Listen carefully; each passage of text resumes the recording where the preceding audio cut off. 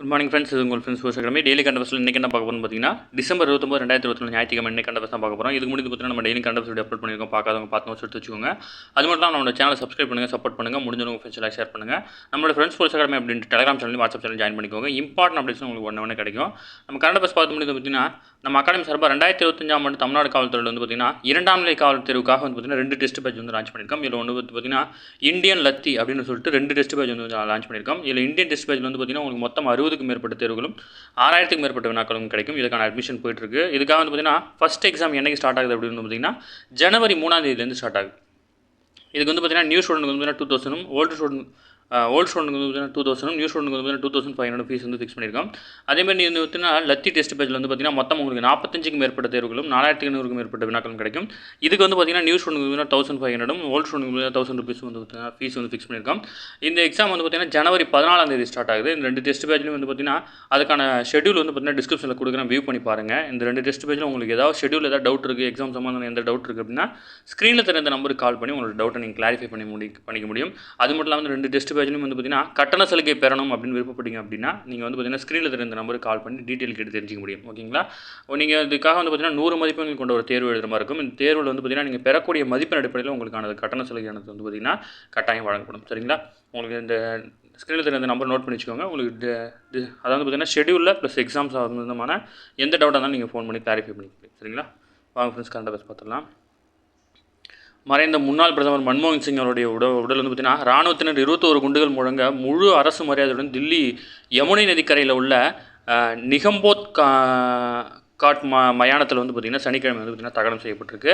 அதேமாதிரி வந்து பார்த்திங்கன்னா மன்மோகன் சிங் குறித்து வந்து பார்த்திங்கன்னா சில கேள்விகள் வந்து பார்த்திங்கன்னா எக்ஸாமில் கேட்கலாம். அதனால் வந்து பார்த்திங்கன்னா அதுக்கான வந்து பார்த்திங்கன்னா ஒரு தனி வீடியோவை வந்து பார்த்திங்கன்னா அப்லோட் பண்ணியிருக்கோம். அந்த வீடியோவை வந்து கட்டாயம் பாருங்கள், நம்ம சேனல்லே இருக்குது. அது வந்து பார்த்திங்கன்னா சிம்பிளாக ஒரு 10 கொஸ்டின் இல்லை 15 கொஸ்டின் தான் இருக்கும். அதுக்கு மேலே அதில் கொஸ்டின் இருக்காது. அந்த 15 கொஸ்டினை தெரிஞ்சு வச்சுட்டே போதும். டிஎன்பிசி டிஎன்யூஎஸ்ஆர்பி 2 பேருமே அட்டன் பண்ணலாம். அவருடைய இம்பார்ட்டனான திட்டங்கள் மற்றும் வந்து பார்த்திங்கன்னா அவருடைய வாழ்க்கை வரலாறுல புக்கு, அவர் எழுதின புக்கு, அவரை பற்றின புக்கு, இந்த பற்றி டீட்டெயில் மட்டும்தான் அதில் இருக்கும். அதை வியூ பண்ணி பாருங்கள். நான் டிஸ்கிரிப்ஷனில் வேணால் லிங்க் கொடுக்குறேன், டச் பண்ணி பாருங்கள். நம்ம சேனல்லே இருக்குது. ஓகேங்களா? மக்களின் பிரதமர் மன்மோகன் சிங் அப்படின்ற டைட்டில் இருக்கும், வியூ பண்ணி பாருங்கள். சரிங்களா? அடுத்து வந்து பார்த்திங்கன்னா இதுக்கு வந்து பார்த்திங்கன்னா யாரெல்லாம் இரங்கல் தெரிவிச்சிருக்காங்கன்னு கொடுத்துருக்காங்க. இதில் முக்கியமானது ஐநாவினுடைய பொதுச் செயலாளரான ஆண்டனியோ குட்ரஸ் வந்து பார்த்திங்கன்னா இரங்கல் அறிக்கை தெரிவிச்சிருக்கிறார். ஓகேங்களா? ஐநாவோட பொதுச் செயலாளர் யார் அப்படின்னு பேர் கொடுத்துருக்கறதுனால இதை மார்க் பண்ணியிருக்கேன். இந்த மாதிரி ஒருத்தவங்க பேரும் நம்ம தெரிஞ்சு வச்சுக்கணும். அடுத்தது வந்து பார்த்திங்கன்னா இந்த ஆண்டு வந்து பார்த்திங்கன்னா பொங்கல் பரிசு தொகை வந்து 2.20 கோடி பேருக்கு வந்து பார்த்திங்கன்னா பொங்கல் பரிசு தொகுப்பு வந்து பார்த்திங்கன்னா தமிழக அரசு அறிவிச்சிருக்காங்க. பொங்கல் பண்டிகை விட்டு வந்து பார்த்திங்கன்னா 2.20 கோடி குடும்ப அட்டைதாரர்களுக்கு வந்து பார்த்திங்கன்னா பரிசு தொகுப்பு வழங்கப்படும் அப்படின்னு சொல்லியிருக்காங்க. இதில் வந்து பார்த்திங்கன்னா ஆண்டுதோறும் நியாய விலைக் கடைகள் மூலம் வந்து பார்த்திங்கன்னா குடும்ப அட்டைதாரர்களுக்கு வந்து பார்த்திங்கன்னா பொங்கல் பரிசு தொகுப்பு வழங்கப்படுது. இதில் வந்து பார்த்திங்கன்னா 1 கிலோ பச்சரிசி, 1 கிலோ சர்க்கரை, ஒரு முழு கரும்பு ஆகியவை தொகுப்பு வந்து பார்த்திங்கன்னா வழங்கப்படும். இதற்கான அறிவிப்பு வந்து பார்த்திங்கன்னா இந்த ஆண்டு வழங்கப்படுது. இதில் வந்து பார்த்திங்கன்னா 2,20,94,585 அரிசி அட்டைதாரர்களுக்கும் இவங்க இல்லாமல் இலங்கை தமிழர் மறுவாழ்வு முகாமில் வசிக்கக்கூடியவங்களுக்கும் வந்து பார்த்திங்கன்னா சேர்த்து தான் இந்த தொகுப்பு வந்து அறிவிச்சிருக்காங்க. இதுக்காக வந்து பார்த்திங்கன்னா அரசுக்கு 249.76 கோடி வந்து பார்த்திங்கன்னா செலவு ஏற்படுது. ஓகேங்களா?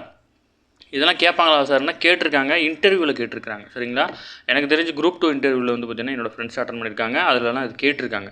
லாஸ்ட்டாக வந்து பார்த்திங்கன்னா பொங்கல் முடிச்சுட்டு ஏதோ ஒரு ஃபங்க்ஷன் முடிச்சுட்டு இன்டர்வியூ போகும்போது அந்த அதுக்கு வந்து பார்த்திங்கன்னா நீங்கள் ரேஷன் கார்டில் இது வாங்கினீங்களா, என்னென்ன கொடுத்தாங்க, அதை பற்றி சொல்லுங்கள் அப்படின்னு கேட்டுட்டாங்க. அதனால தான் வந்து பார்த்திங்கன்னா நம்ம எதையுமே ஒமிட் பண்ணாமல் பார்த்து ஃபுல்லாக தெரிஞ்சுக்கணும். சரிங்களா?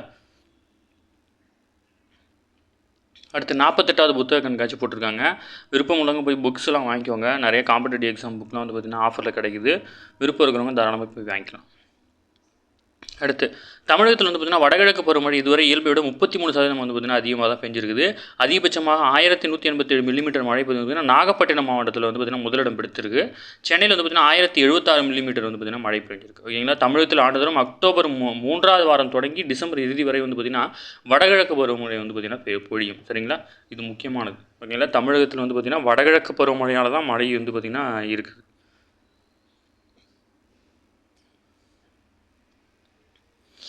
அடுத்து பிஎம் கேர்ஸ் நிதியோட நன்கொடை வந்து பார்த்திங்கன்னா 912 கோடியாக வந்து பார்த்திங்கன்னா சரிஞ்சிருக்கு.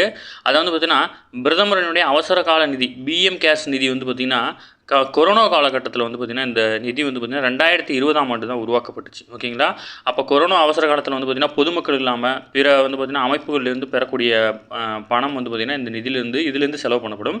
இந்த நிலையில் வந்து பார்த்திங்கன்னா பிஎம் கேர்ஸ் வலைதளத்தில் இடம்பெற்றுள்ள தகவலின்படி வந்து பார்த்திங்கன்னா இந்த நிதி திட்டத்துக்கு அளிக்கப்பட்ட 2020-21ஆம் நிதியாண்டில் வந்து பார்த்திங்கன்னா 7184 கோடி நிதி கிடச்சிருக்கு. இதில் வந்து 2021-22 வந்து பார்த்திங்கன்னா 1938 கோடி தான் கிடச்சிருந்துச்சு. 2022-23 வந்து பார்த்திங்கன்னா 912 கோடியாக வந்து பார்த்திங்கன்னா சரிஞ்சிருக்கு.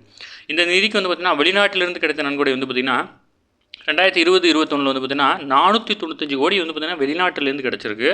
இதில் 2021-22ஆம் தேதி வந்து பார்த்திங்கன்னா ரூபாய் 40 கோடி தான் கிடச்சிது. 2022-23 வந்து பார்த்திங்கன்னா 2.57 கோடி மட்டும்தான் கிடச்சிருக்கு. ஓகேங்களா?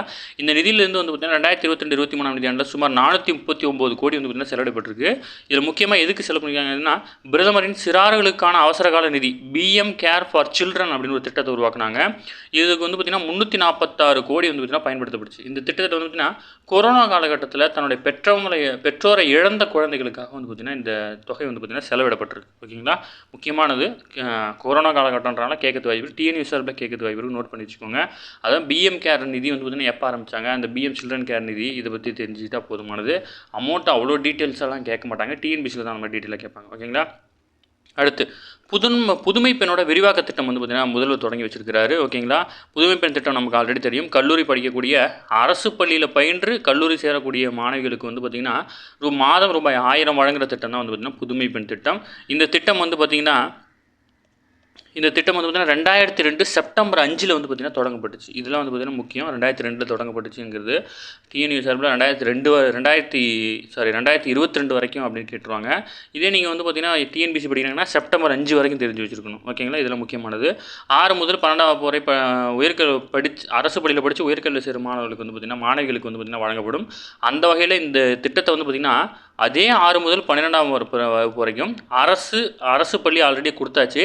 அரசு உதவி பெறும் பள்ளியில் படிச்சுட்டு வந்தாலும் அந்த 1000 ரூபாய் கொடுக்கறதுக்காக வந்து பார்த்திங்கன்னா எக்ஸ்டெண்ட் பண்ணியிருக்கிறாங்க. ஓகேங்களா? இந்த நிகழ்ச்சி எங்கே நடக்குதுன்னா தூத்துக்குடியில் நடக்குது. அதை மட்டும் ஞாபகம் வச்சுக்கோங்க. புதுமை பெண் விரிவாக்க திட்டம் வந்து பார்த்திங்கன்னா எங்கே தொடங்கி வச்சிருக்கிறாரு அப்படின்னா தூத்துக்குடியில். அடுத்து முக்கியமானது மகா கும்பமேளா. ஓகேங்களா? இது நம்ம அடிக்கடி பார்க்குறோம், அதனால் இதை கேட்கறதுக்கு வாய்ப்பு இருக்குது. உத்தரப்பிரதேச மாநிலம் பிரயாக்ராஜில் நடைபெறவுள்ள மகா கும்பமேளா நிகழ்ச்சிக்கு வந்து பார்த்திங்கன்னா உள்துறை அமைச்சருக்கு வந்து பார்த்திங்கன்னா அமித்ஷாவுக்கு அந்த மாநில முதல்வர் யோகி ஆதித்யநாத் வந்து பார்த்திங்கன்னா சனிக்கிழமை அழைப்பு எடுத்திருக்கிறாரு. உலகில் மிகப்பெரிய ஆன்மீக திருவிழாவில் இதுவும் ஒன்று. ஓகேங்களா? கும்பமேளா வந்து பார்த்திங்கன்னா மகா கும்பமேளா 12 ஆண்டுகளுக்கு ஒரு முறை வந்து பார்த்திங்கன்னா நடைபெறும். திரிவேணி சங்கமம்னு சொல்லுவாங்க. அதாவது வந்து பார்த்திங்கன்னா கங்கை, யமுனை, சரஸ்வதி இந்த 3 நதியும் இணையக்கூடிய ஒரே இடம் வந்து பார்த்திங்கன்னா அந்த பிரயாக்ராஜ் அப்படின்ற இடம் தான். இது எங்கே இருக்குது அப்படின்னா உத்தரப்பிரதேச மாநிலம் பிரயாக்ராஜ். திரிவேணி சங்கமம் அப்படின்ற இடத்துல வரும் ஜனவரி 13லேருந்து பிப்ரவரி 26ஆம் தேதி வரைக்கும் வந்து பார்த்திங்கன்னா உலகின் மிகப்பெரிய ஆன்மீக திருவிழா மகா கும்பமேளா வந்து பார்த்திங்கன்னா நடைபெற இருக்குது. இதில் வந்து பார்த்திங்கன்னா 45 கோடி பக்தர்கள் வந்து பார்த்திங்கன்னா இதில் பங்கேற்பாங்க அப்படின்னு ஒரு கால்குலேஷன் பண்ணி வச்சுருக்காங்க. ஓகேங்களா? இதில் வந்து பார்த்திங்கன்னா ட்ரோன் ஷோலாம் நடத்த இருக்கிறாங்க. 200 ட்ரோனை வச்சு பார்த்திங்கன்னா ட்ரோன் ஷோலாம் நடத்துறதுக்கு வந்து பார்த்திங்கன்னா அந்த மாநில சுற்றுலாத்துறை வந்து பார்த்திங்கன்னா ரெடி பண்ணிகிட்ருக்காங்க. அது மட்டும்தான். இதில் வந்து பார்த்திங்கன்னா முக்கியமானது என்னென்னா பிரயாக்ராஜ் எந்த மாநிலம்னு கேட்கலாம். ஓகேங்களா? இதெல்லாம் மகா கும்பமேளா எந்த மாநிலத்தினுடைய ஆன்மீக திருவிழான்னு கேட்கலாம். அந்த மாதிரிலாம் கேட்கலாம். நீங்கள் படித்து வச்சுக்கணும். ஓகேங்களா? இல்லைனா அந்த திரிவேணி சங்கமத்தில் கீழ்கண்ட ஆறுகள் தவறானது எதுன்னு கொடுத்துட்டு கேட்கலாம். அந்த கொடுத்துருக்காங்க பாருங்கள். கங்கை, யமுனை, சரஸ்வதி. அதுக்கு இன்னொரு பேர் வந்து பார்த்திங்கன்னா பிராண நதி அப்படின்னு சொல்கிறாங்க, சரஸ்வதி நதி. அடுத்து அமெரிக்காவின் தேசிய பாதுகாப்பு ஆலோசகராக பதவியேற்றவுடன் வால்ஸ்டீன் வந்து பார்த்திங்கன்னா ஜெய்சங்கரும் சந்திச்சிருக்கிறாங்க. அமெரிக்காவின் புதிய தேசிய பாதுகாப்பு ஆலோசகராக பதவியேற்க உள்ள மைக்கேல் வால்டஸை வந்து பார்த்திங்கன்னா மத்திய வெளியுறவுத்துறை அமைச்சர் ஜெய்சங்கர் வந்து பார்த்திங்கன்னா சனிக்கிழமையை சந்தித்து வந்து பேச்சுவார்த்தை நடத்திருக்கிறார். ஓகேங்களா? இந்தியாவினுடைய தேசிய பாதுகாப்பு ஆலோசகர் யார் அப்படின்னா அஜித் தோவால். ஓகேங்களா? நீங்கள் நிறையா வீடியோ ஷார்ட்ஸ்லாம் பார்த்துருப்பீங்க. அடுத்து அஞ்சல் துறை சேவைக்கான கட்டமைப்பை வந்து பார்த்திங்கன்னா உருவாக்க நிதி ஒதுக்கீடு பண்ணுறதுக்காக வந்து பார்த்திங்கன்னா நிதியமைச்சர் நிர்மலா சீதாராமன் வந்து பார்த்திங்கன்னா ஆலோசனை பண்ணியிருக்காங்க. இதில் நம்ம தெரிஞ்சுக்கிட்டு பார்த்திங்கன்னா 125 ஆண்டுகளுக்கு பிறகு நாட்டின் அஞ்சல் துறை சட்டம் வந்து பார்த்திங்கன்னா திருத்தப்பட்டிருக்கு. ஓகேங்களா? அஞ்சல் அலுவலக சட்டம் 2023 கடந்த ஜூன் 18ஆம் தேதி முதல் அமலுக்கு வந்தது. இந்த சட்டத்தின் துணை விதிகள் கடந்த டிசம்பர் 16ஆம் தேதி தான் வந்து பார்த்திங்கன்னா அமலுக்கு வந்தது. இது வந்து பார்த்திங்கன்னா அஞ்சல் சேவை பொது சேவை அப்படின்ற நோக்கத்தில் வந்து பார்த்திங்கன்னா வடிவமைக்கப்பட்டிருக்கு. ஓகேங்களா? இதை மட்டும் தெரிஞ்சுக்கோங்க, மற்றபடி எதுவும் பாட்டு.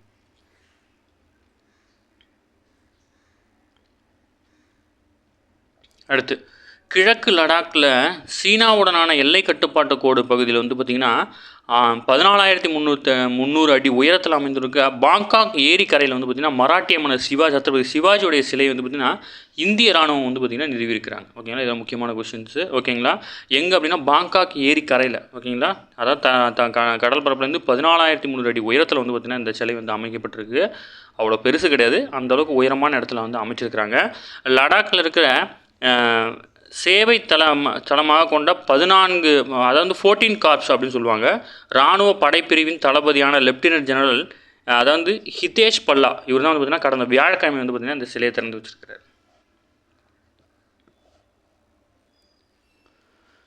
அடுத்து இதில் அப்படியே டீட்டெயில் வந்து பார்த்திங்கன்னா யார் யார் என்னென்னு கொடுத்துருக்காங்க, அப்படியே டேரெக்டாக மனப்பாடம் பண்ணிக்க வேண்டியது. ஓகேங்களா, அதாவது பார்த்திங்கன்னா மன்மோகன் சிங்குக்கு வந்து பார்த்திங்கன்னா இறுதி அஞ்சலி செலுத்தியிருக்காங்க. யார் யார் அப்படின்னு பேரோட புகைப்படத்தோடு கொடுத்துருக்காங்க அப்படின்னு நோட் பண்ணிக்கோங்க நோட்டில். ஓகேங்களா, முப்படை தலைமை தளபதி யாருன்னா அனில் சௌகான். ஓகேங்களா, இராணுவ தலைமை தளபதி யாருன்னா உபேந்திர துவிவேதி. கடற்படை தலைமை தளபதி யாருன்னா தினேஷ் கே திரிபாதி. ஓகேங்களா, விமானப்படை தலைமை தளபதி யாருன்னா ஏபி சிங். ஓகேங்களா, இவங்கெல்லாம் முக்கியமான ஆளுங்க. அடுத்து வந்து பார்த்திங்கன்னா குடியரசுத் தலைவர் திரௌபதி முர்மு, குடியரசு துணைத் தலைவர் ஜெகதீப் தன்கர், பிரதமர் நரேந்திர மோடி, மக்களவைத் தலைவர் ஓம் பிர்லா. மீதி எல்லாமே வந்து பார்த்திங்கன்னா எம்பிஸ் தான். அவங்களுடைய பேர் கொடுத்து தான் கொஸ்டின்ஸ் கேட்குறது ரேர் தான். மற்றபடி இது எல்லாமே இது மட்டும் இந்த 4 உங்களுக்கு தெரிஞ்சிருக்காது, இதுவும் உங்களுக்கு தெரிஞ்சிருக்காது. இந்த 5 மட்டும் நோட் பண்ணிக்கோங்க. இவங்க பேர்லாம் நீங்கள் அடிக்கடி பார்த்துருப்பீங்க. ஓகே ஃப்ரெண்ட்ஸ், இன்றைக்கி கரண்ட் அஃபேர்ஸ் தான். இதை தாண்டி எதுவுமே கேட்க வாய்ப்பில்லை. டெய்லி கரண்ட் அஃபேர்ஸ் டெய்லி பார்த்துருங்க. அப்போ தான் மந்த்லி வீக்லி படிக்கும் உங்களுக்கு ஈஸியாக இருக்கும். நம்ம சேனல் சப்ஸ்கிரைப் பண்ணுங்கள், சப்போர்ட் பண்ணுங்கள். முடிஞ்சவங்க ஃப்ரெண்ட்ஸ்லாம் ஷேர் பண்ணுங்கள். நம்மளோட ஃப்ரெண்ட்ஸ் ஃபுல்ஸ் அகாடமி அப்படின்னு டெலிகிராம் சேனல் ஜாயின் பண்ணிக்கோங்க. எல்லா லிங்க்குமே வந்து டிஸ்கிரிப்ஷனில் கொடுக்குறோம், வியூ பண்ணி பாருங்கள். அதேமாதிரி நம்ம டெஸ்ட் பேஜில் ஜாயின் பண்ணணும் அப்படின்னு விருப்பப்பட்டீங்க அப்படின்னா ஸ்க்ரீனில் தெரிந்த நம்பருக்கு வந்து கால் பண்ணி உங்களோட டவுட்டை நீங்கள் கிளாரிஃபை பண்ணிட்டு நீங்கள் தாராளமாக ஜாயின் பண்ணிக்கோங்க. ஜனவரி 3க்கு முன்னாடியே வந்து ஜாயின் பண்ணிக்கோங்க. அப்போ தான் வந்து பார்த்திங்கன்னா நம்ம ஒன்றா ட்ராவல் பண்ண முடியும். சரிங்களா, தேங்க்யூ ஃப்ரெண்ட்ஸ்.